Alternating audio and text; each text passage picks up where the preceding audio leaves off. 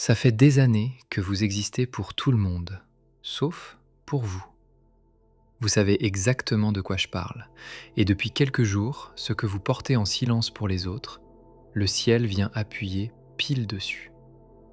Parce que dimanche dernier, le 21 juin, à 10h24 du matin à Paris, 4h24 au Québec, le soleil est entré dans le signe du Cancer.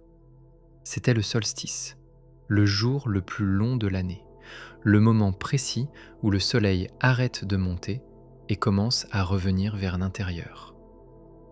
Et cette fatigue que vous traînez, celle qui ne ressemble pas à de la fatigue, qui ne part pas quand vous vous reposez parce qu'elle ne loge pas dans les muscles, elle vient de là.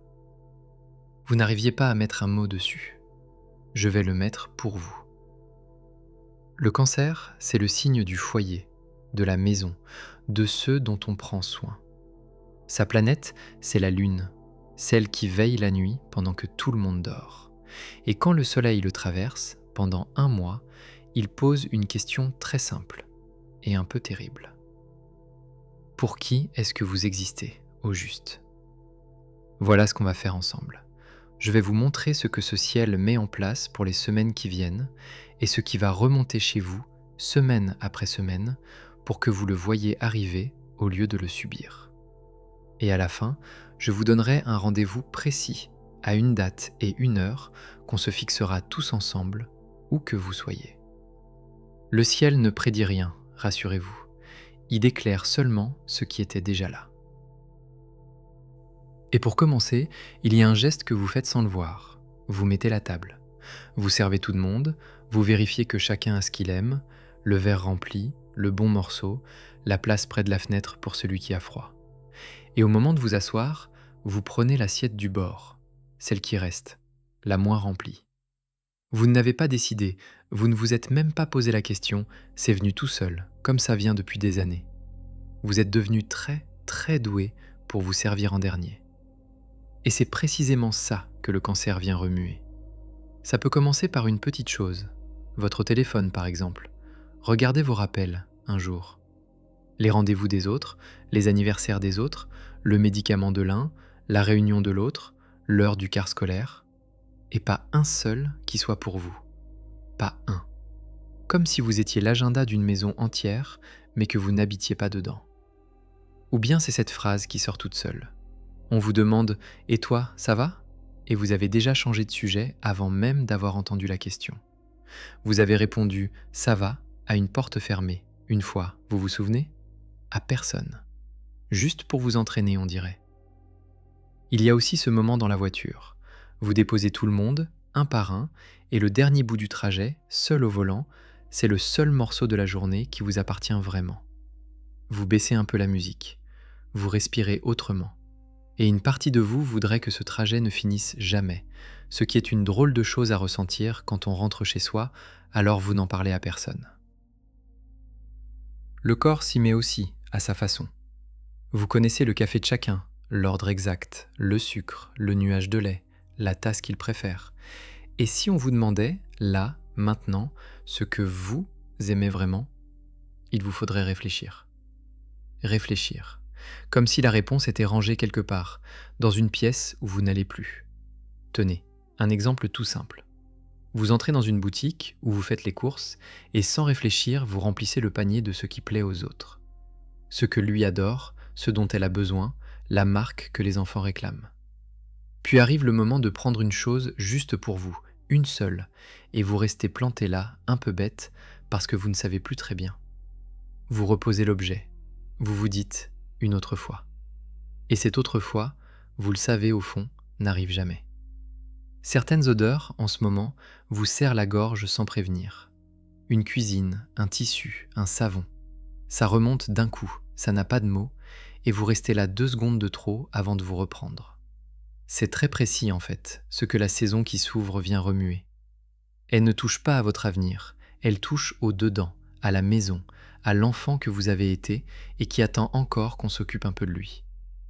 Et puis il y a cette pensée, la nuit, quand tout le monde dort enfin et que vous avez 2 minutes. Vous vous dites « si je m'arrêtais là, est-ce que tout tiendrait sans moi ?» Et la question vous fait peur des 2 côtés.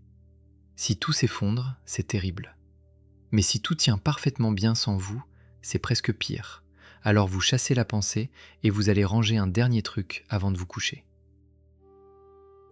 Si vous cochez 3 de ces cases, vous n'inventez rien.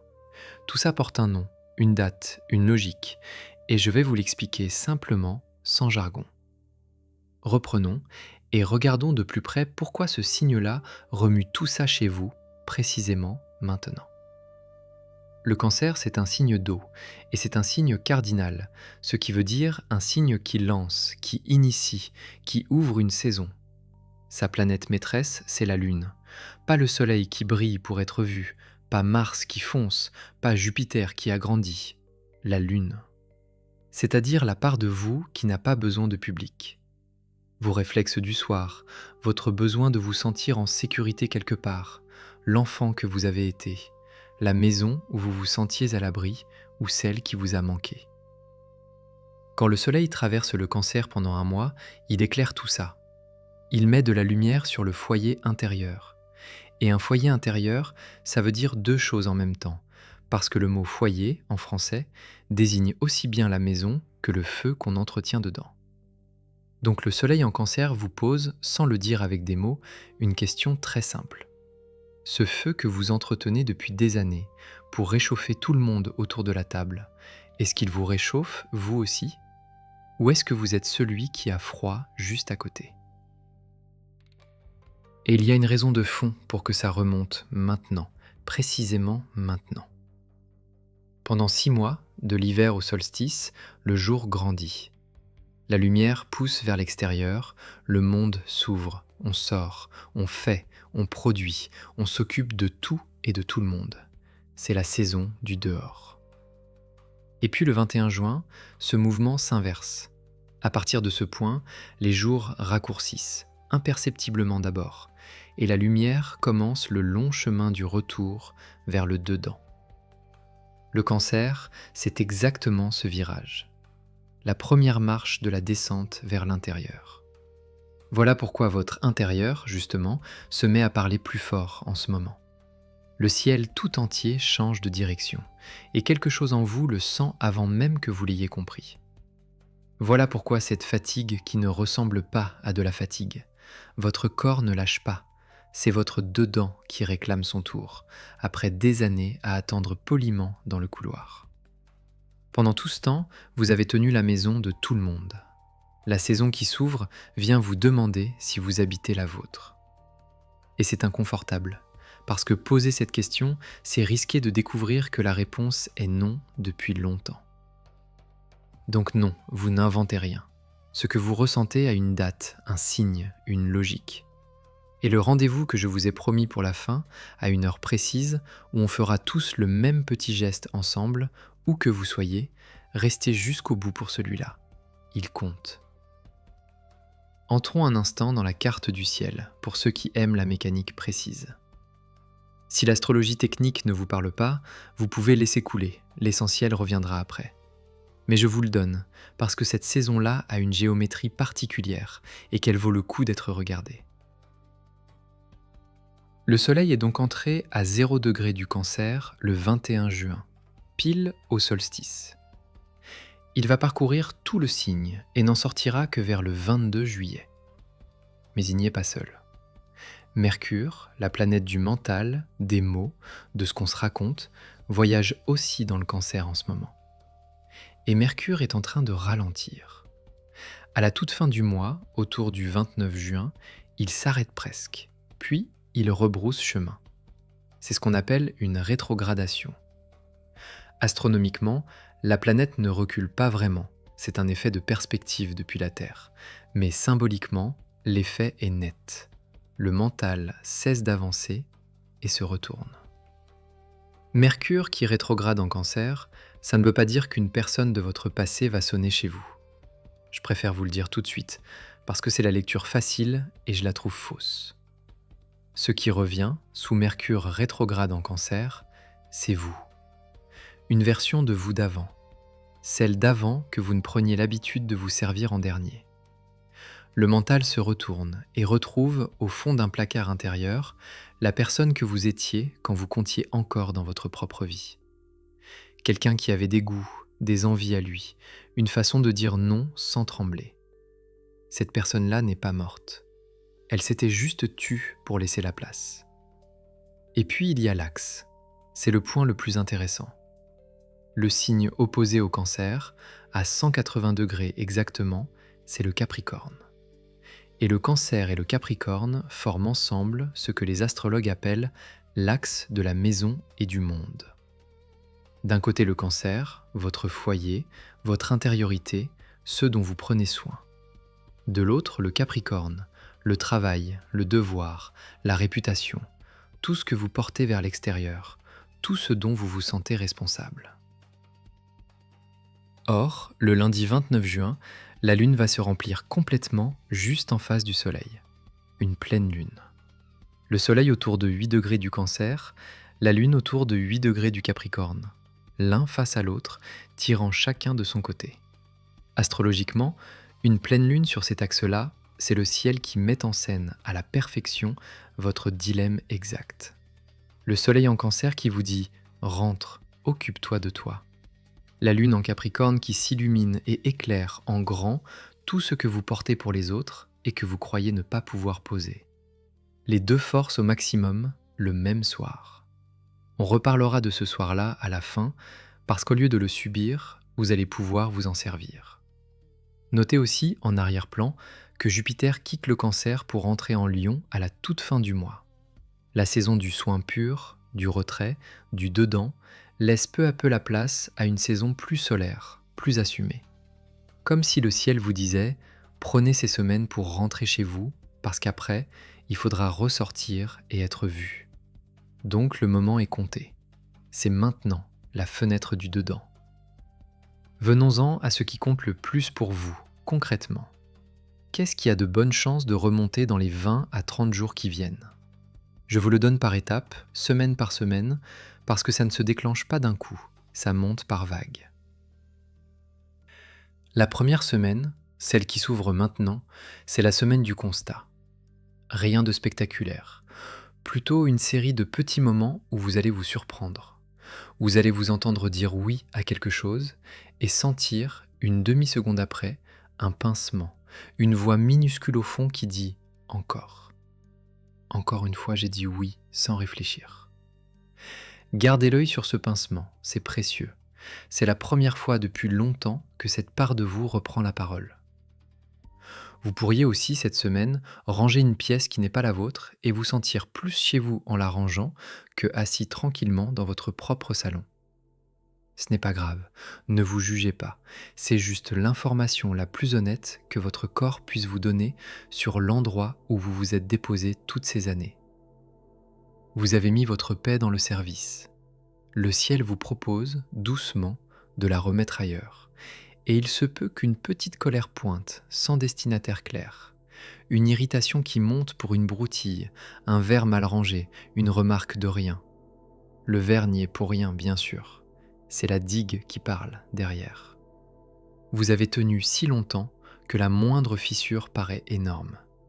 Si ça arrive, je vous le dis avec beaucoup de douceur, ne vous en voulez pas. Une colère qui sort après des années de silence, ça ressemble à un défaut de caractère et c'est en fait un signe de vie. C'est l'eau du Cancer qui retrouve son lit. Il peut se passer autre chose cette première semaine, de plus discret encore. Quelqu'un de proche pourrait vous regarder un peu plus longtemps que d'habitude et vous demander, presque inquiet, si tout va bien. Pas parce que vous vous êtes plaint, vous ne vous plaignez jamais, mais parce qu'il a senti, sans savoir le nommer, que vous étiez ailleurs, que vous serviez avec un quart de seconde de retard. Si ça arrive, résistez à l'envie de balayer la question d'un « mais oui, tout va bien ». Pour une fois, laissez un silence. Laissez la personne voir que la réponse n'est pas si simple. Vous n'êtes pas obligé de tout dire, vous avez juste le droit de ne plus mentir aussi vite. La deuxième semaine, autour du 27, du 28, du 29 juin, la pression monte d'un cran parce qu'on approche de la pleine lune. C'est la semaine où le mental se retourne, avec Mercure qui ralentit. Vous allez repenser à des scènes anciennes, pas pour ressasser, pour comprendre. Vous allez revoir un moment précis où vous vous êtes effacé et le voir, cette fois, avec les yeux d'aujourd'hui. Et vous direz peut-être tout bas: mais pourquoi je n'ai rien dit ce jour-là? Pourquoi j'ai pris la plus petite part?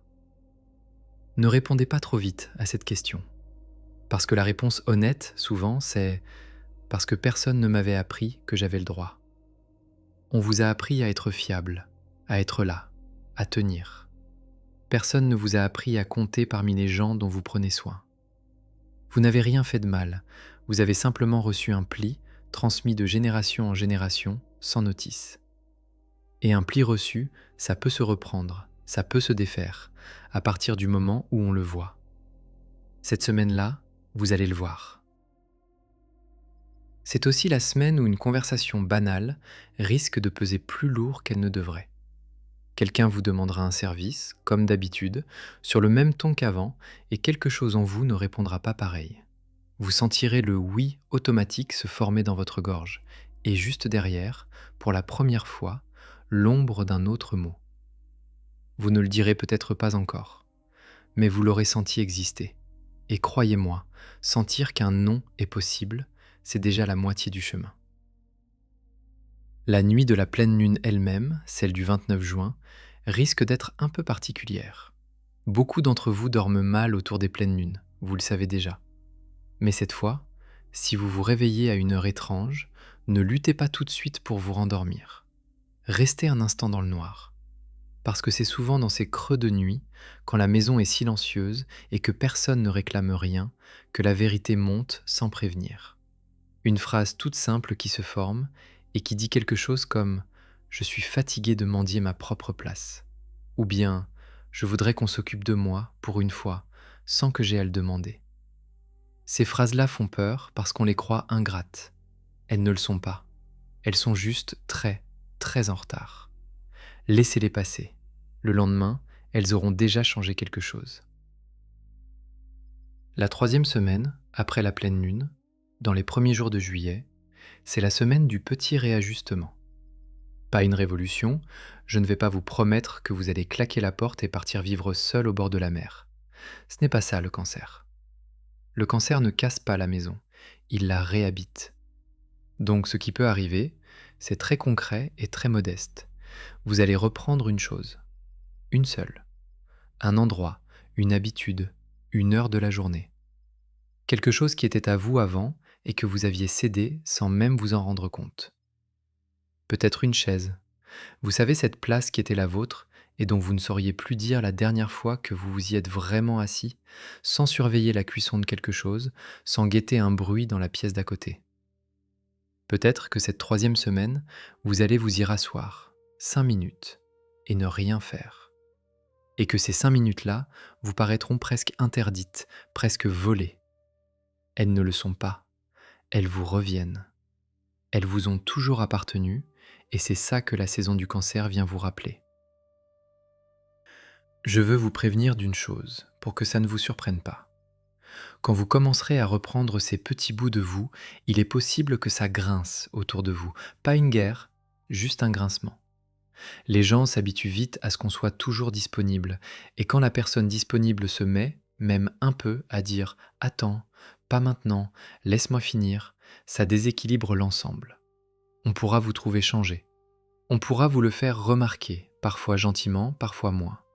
Ne prenez pas ce grincement pour une preuve que vous faites une erreur. C'est juste le bruit d'un meuble qu'on déplace après des années à la même place. Le meuble n'est pas cassé, il retrouve un endroit où il respire mieux. Et ceux qui vous aiment vraiment, après le premier moment de surprise, seront soulagés de vous voir enfin habiter votre propre vie. Sur tout ce mois, gardez une chose en tête. Ce qui remonte n'est pas là pour vous accuser. Le passé qui revient sous ce ciel ne vient pas vous dire « regarde tout le temps perdu ». Il vient vous dire « je suis encore là, la personne que tu étais avant de disparaître pour les autres. Je n'ai pas bougé, je t'ai attendu ». Donc oubliez le règlement de compte. Ce qui s'ouvre, c'est plutôt des retrouvailles, avec vous. Je voudrais m'arrêter sur la Lune, parce que c'est elle qui gouverne tout ce mois, et parce qu'elle vous donne, je crois, la plus belle permission qui soit. Regardez ce que fait la Lune. Vraiment, regardez-la, un de ces soirs. Pendant à peu près 2 semaines, elle grossit, elle se remplit, elle se donne entièrement, jusqu'à la pleine lune, où elle éclaire toute la nuit, où elle est là pour tout le monde, pour les amoureux, pour les insomniaques, pour les bateaux, pour celui qui rentre tard et qui lève les yeux. Et puis après, elle décroît, elle se retire. Elle maigrit jour après jour jusqu'à disparaître complètement. La nouvelle lune. 3 nuits parfois où on ne la voit pas du tout dans le ciel. Et voilà ce qui devrait vous frapper. Personne, jamais, n'a accusé la lune d'être égoïste quand elle s'éteint. Personne ne lui a reproché de se retirer. On ne dit pas de la lune: tu te laisses aller, tu nous abandonnes, après tout ce qu'on a fait pour toi. On comprend que c'est sa nature, qu'elle a besoin de redevenir noire pour pouvoir ensuite se remplir à nouveau.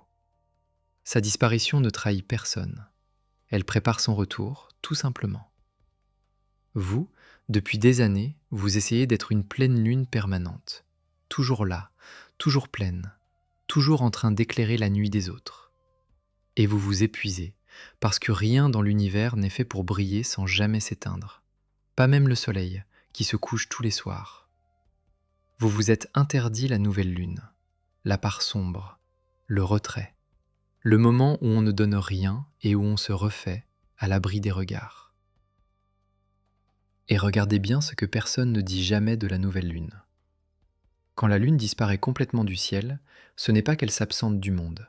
Elle passe entre la terre et le soleil. Elle se rapproche au plus près de sa source de lumière. Autrement dit, le moment où elle paraît la plus absente pour nous, c'est précisément le moment où elle est, elle, le plus près du feu qui la nourrit. Méditez ça une seconde. Votre retrait ne vous éloigne pas des autres par caprice, il vous rapproche de ce qui vous tient debout. Vous éloignez un peu de la table commune, par moment, c'est aller vous rebrancher sur votre propre source. Et on ne peut pas réchauffer une maison entière avec un feu qu'on a oublié d'alimenter. Le soleil en Cancer, c'est l'autorisation de redevenir, par moment, une lune noire, de disparaître un peu, de ne pas répondre tout de suite, de vous retirer dans une pièce sans vous justifier sur 3 paragraphes, de dire « pas ce soir » sans ajouter une excuse derrière, et de comprendre, profondément, que ce retrait n'enlève rien à votre amour pour les vôtres. Vous éteindre par moments ne les aime pas moins. Ça vous garde simplement capable de les aimer encore longtemps au lieu de vous user jusqu'à ne plus rien avoir à donner. Je vais vous avouer une chose, parce que je ne veux pas vous parler d'en haut. Cette histoire de servir en dernier, je la connais de l'intérieur. J'ai longtemps cru que ma valeur, c'était ma disponibilité. Que si je n'étais pas utile, je n'étais plus rien. Et le jour où j'ai pris 5 minutes pour moi, sans culpabiliser, la première sensation, ce n'était pas du soulagement, c'était de la peur. La peur, bête et nue, que si je m'arrête de tourner autour des autres, plus personne ne m'aime. Donc si cette peur monte chez vous ce mois-ci, je ne vais pas vous dire qu'elle est ridicule. Je vais vous dire que je la reconnais et qu'elle ment. Parce que voilà ce que la lune sait et que vous avez oublié. On ne vous aime pas pour votre service, on vous aime pour vous. Le service, c'était votre manière à vous de rendre cet amour supportable, de le mériter, de ne jamais avoir à croire qu'il pouvait être gratuit. Mais il l'est. Il l'a toujours été. Et la saison qui s'ouvre vous demande, peut-être pour la première fois, d'essayer de le recevoir sans rien donner en échange. On a parfois l'impression que ce sont des préoccupations modernes, ce besoin de se retrouver, cette fatigue de se donner.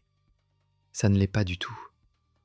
Levez les yeux vers le Cancer, un de ces soirs, et vous aurez du mal à le trouver. C'est la constellation la plus pâle du zodiaque, la plus discrète. Là où le lion rugit d'étoiles et où le scorpion plante son crochet rouge dans le ciel, le Cancer, lui, se devine à peine. Un petit amas flou qu'il faut une nuit très noire et un œil patient pour distinguer. La plus effacée des 12. Et pourtant, les anciens astronomes, ceux qui regardaient le ciel il y a 2000 ans et plus, lui avaient donné un rôle immense. Ils l'appelaient la porte par laquelle la vie entre dans le monde, le passage, le seuil du commencement. La plus invisible des constellations gardait, dans leur cosmologie, la plus importante des entrées. Vous voyez où je veux en venir. Le plus discret tenait la porte la plus essentielle, et personne ne le remerciait pour ça, parce que personne ne le voyait. Vous êtes peut-être le cancer de votre maison, le plus pâle, celui qu'on remarque le moins, justement parce qu'il tient tout. Et cette saison vous rappelle une chose que les anciens savaient déjà. Ce n'est pas parce qu'on brille peu qu'on porte peu, c'est souvent l'inverse. Voyons maintenant comment cette saison touche chacun des 12 signes. Écoutez le vôtre, bien sûr, mais écoutez aussi votre ascendant, si vous le connaissez. Parce que l'ascendant, c'est la maison par où tout ça entre concrètement dans votre vie. Commençons par le bélier. Pour vous, cette saison descend tout au fond, là où sont vos racines, votre famille, votre besoin de sécurité que vous cachez si bien derrière votre élan. Vous qui foncez toujours, on vous demande de vous arrêter et de regarder d'où vous partez. Étrange pour vous, inconfortable et nécessaire. Le taureau, lui, sent ça dans sa façon de parler et de penser. Les mots deviennent plus tendres, plus intérieurs.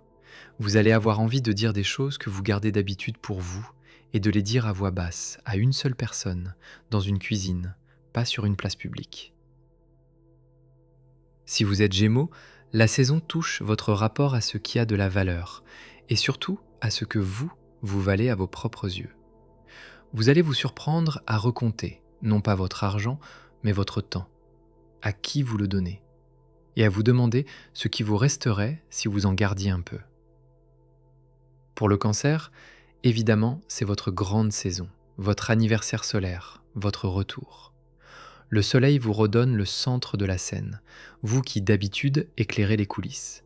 Profitez-en pour faire une chose simple cette année. Soufflez vos bougies en formulant un vœu qui ne concerne que vous. Pas votre famille, pas vos proches. Vous. Du côté du lion, ça travaille en sous-sol, dans le silence, dans le sommeil, dans les rêves qui se peuplent. C'est une saison de retrait pour vous, avant votre propre saison qui arrive juste après. Acceptez la pénombre.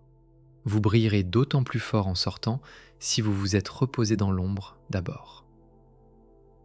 La Vierge va le ressentir dans ses amitiés, dans ses groupes, dans tout ce qui touche au collectif. Vous allez trier, voir clairement qui vous nourrit et qui se sert. Et peut-être lâcher, sans drame, une présence qui vous coûtait plus qu'elle ne vous donnait. Balance, pour vous, ça monte tout en haut, dans le visible, dans le métier, dans la façon dont on vous regarde. Le tiraillement entre ce que vous montrez dehors et ce dont vous avez besoin dedans va devenir très net. Une question d'équilibre, ce qui pour vous n'est pas rien. Le Scorpion respire un peu.